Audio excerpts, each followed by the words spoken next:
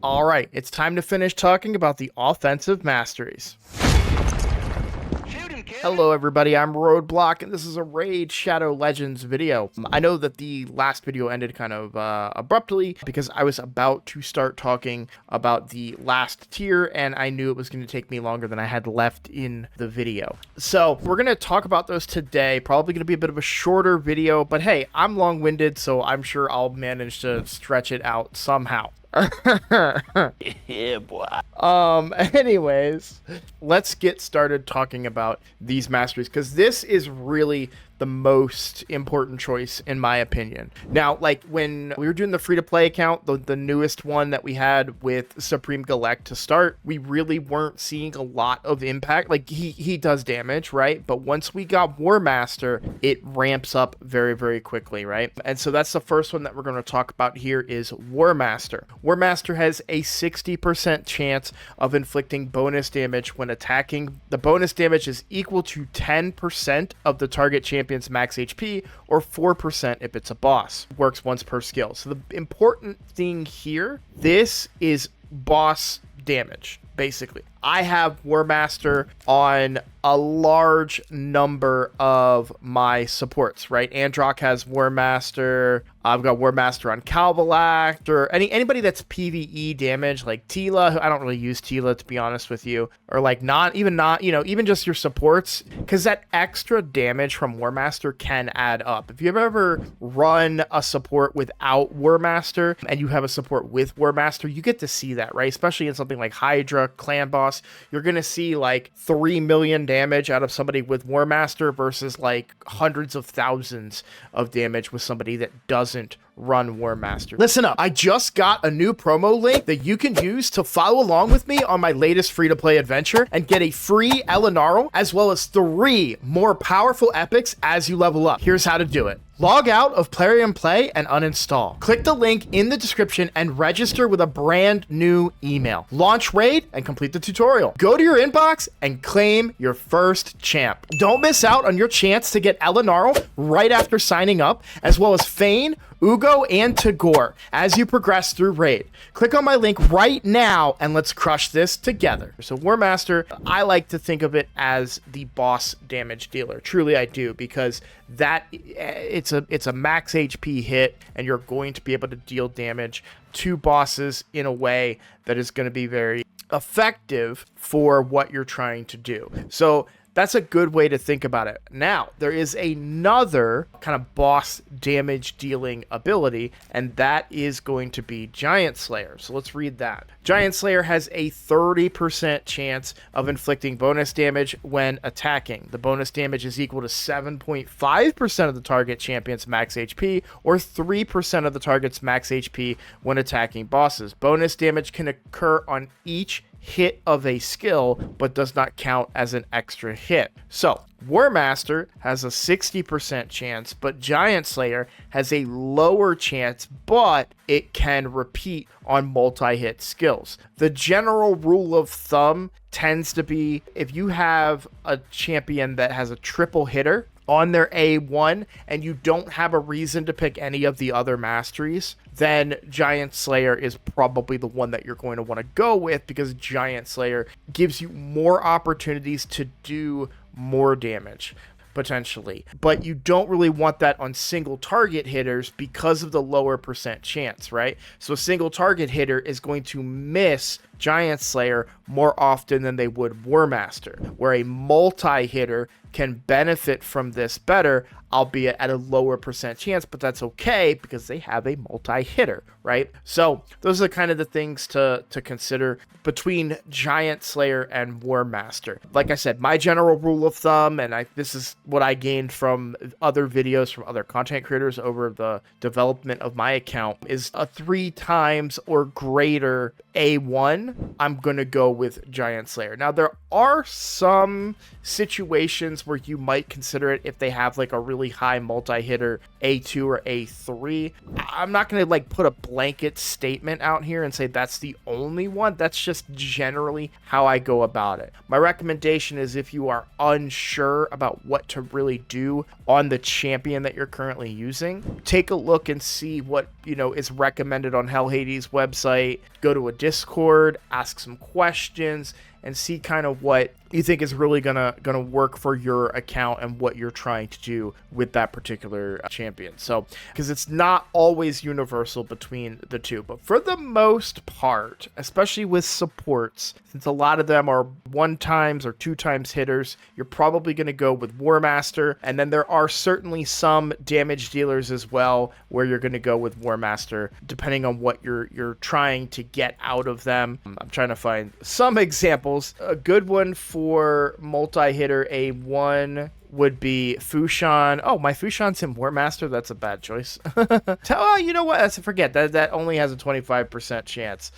For some reason I had it in my head that was a multi-hitter, but I'm trying to find you like a really good example. I think my Cold Hearts are in different ones, so they don't really qualify because my Cold Hearts are going to be running. There you go. Giant Slayer on the Cold Hearts. Yeah, I thought they might be running one of the other ones we're going to talk about in just a second. Yeah, it kind of comes down to that. This, like, Demitha was in my old clan boss team, and she's running Warmaster, as you can see here. A big part of that, again, is because clan boss, so she did actually a fair bit of damage when you consider that, right? So it all depends on what you're trying to use that champion for. Again, Warmaster on Eris as well, part of that original clan boss team that I used to use. Allure doesn't have any masteries because I got her far too late on this account. An interesting note, and I don't know if this is still relevant or not, but back in my day when I had Inquisitor Shamail in all of my teams, and this was before Hydra changes, and I mean this is a long time ago, there was a debate amongst players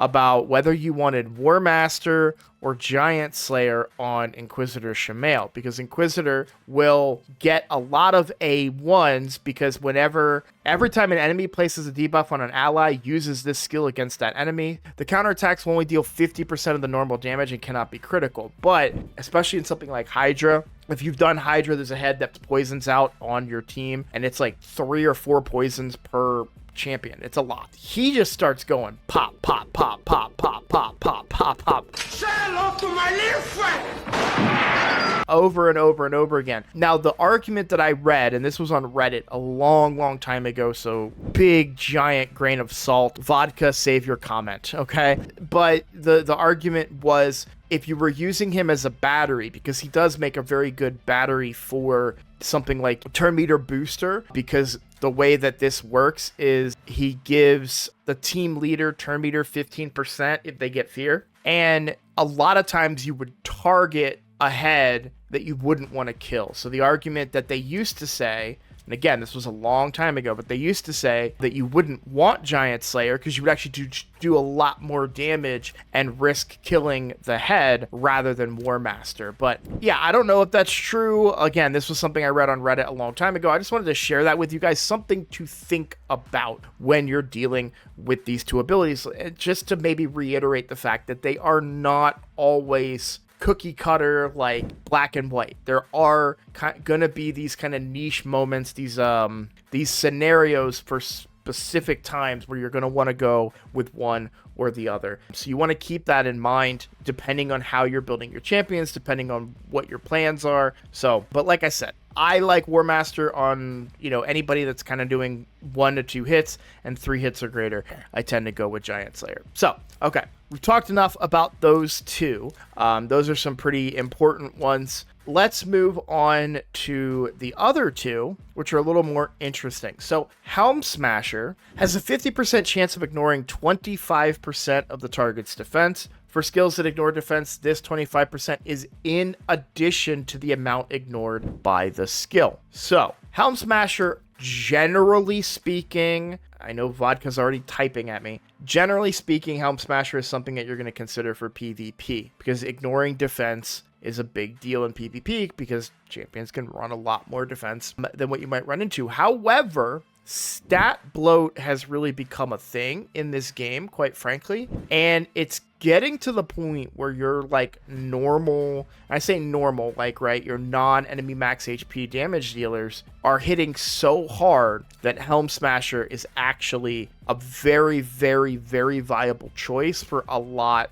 of champions in the game outside of Arena. I'm not 100% sure that my ninja's in Helmsmasher. No, he's in Warmaster, but it is something that I see a lot. I actually use Thor for a lot of boss damage in different areas, and you can see I've got him running Helmsmasher here. So it depends on what you're trying to do, right? That's going to be kind of the theme of this particular part of the Masteries. But if I'm looking for wave clear, if I'm looking to take out champions, I tend to go Helmsmasher, but there is an argument these days with Helmsmasher on some of your other champions, right? Even your nukers that you might want to use for boss damage. I'm trying to think of a good example here, but it's definitely something that I've seen more of, especially as of late. So the problem for me is I don't have a lot of experience with that. Ninja would be one that I might consider that on. You know, if you're using Trunda outside of Arena, like, right, you might think, well, Warmaster, because I do percent damage.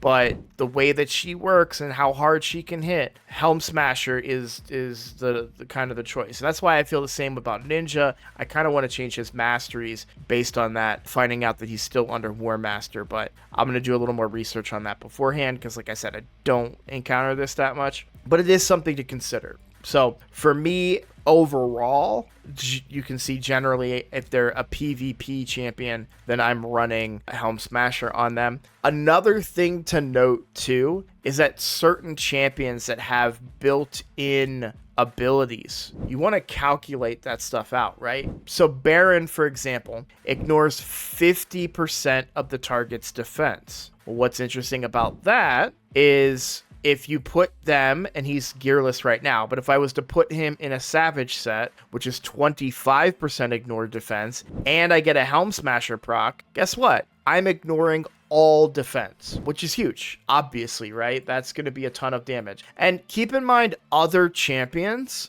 something like Mortu Macabre, for example. Mortu Macabre's entire kit is built around Peril. If you don't know what Peril is, if you've ever done Mortu Macabre on Brutal, Nightmare, any of the harder difficulties, you've probably encountered him one-shotting your champion because he can ignore all defense with his Peril ability. Now, it has to be activated, right? But Helmsmasher does nothing on this, right? Because it already ignores all defense. Now, Helmsmasher increases the damage that comes out of the A2 and the A1, but these don't hit particularly that hard, and I'm not building him for this. I am building him to get Peril, single target, double hitter that ignores all of defense. So you saw, for his mastery, I went with the next one we're going to talk about, and that is going to be Flawless Execution. Of the four, this one's probably used the least, and it's important to take into consideration, again, kind of what the champion is trying to do. So this increases your crit damage.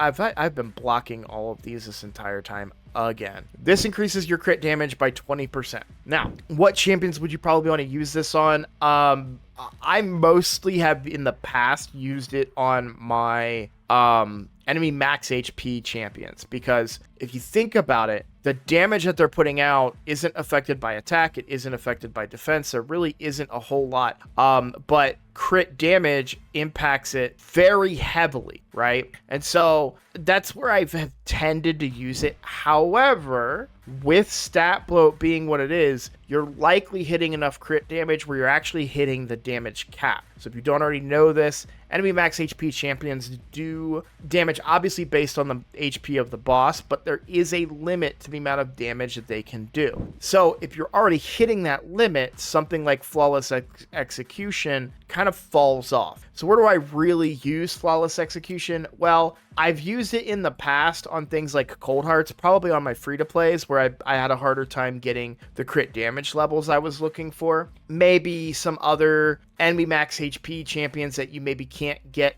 up to the damage that you're trying to get to. Obviously with Mortu Macabre, right, because he ignores all defense, it just makes more sense for me to increase his crit damage so that whatever hit he applies from peril hits even harder than what it would have done. And so it's all about the champion that you're dealing with. For the longest time, my Acrizia ran it, but she now hits cap. I can look up my 2 newts at least. Yeah, so my newts are running Flawless Execution because they don't hit cap, and that's because I don't have as much ignore defense in their kit as I do with my Acrizia, because my Acrizia, didn't mean to back all the way out, but my Acrizia is in 9-piece Merciless. So she gets a lot of benefit from ignoring a big chunk of defense that's built into the Merciless, right? 35% ignore defense. And typically, depending on the fight and how many of the resources I have,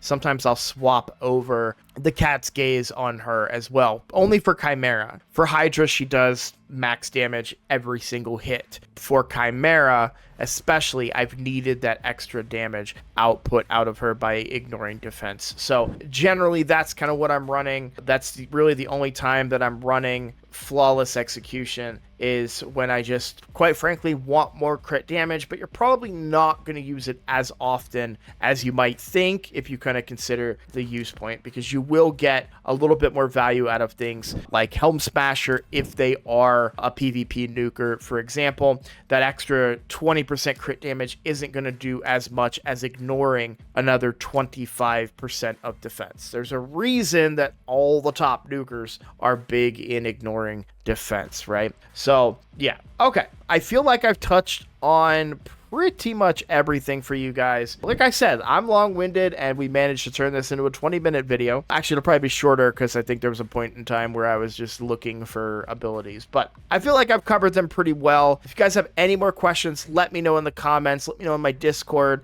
I'd be happy to help you out. We will start talking about some of the other ones here pretty soon. I don't know if that's going to be right away or maybe later. We'll see what comes this coming week. But yeah, just want to say thank you all so much for watching. I really do appreciate it. You have no clue how special this is to me. And if you're new here, consider subscribing, because it is the best way to support my channel. And either way, I look forward to seeing you all in the next video. Take care.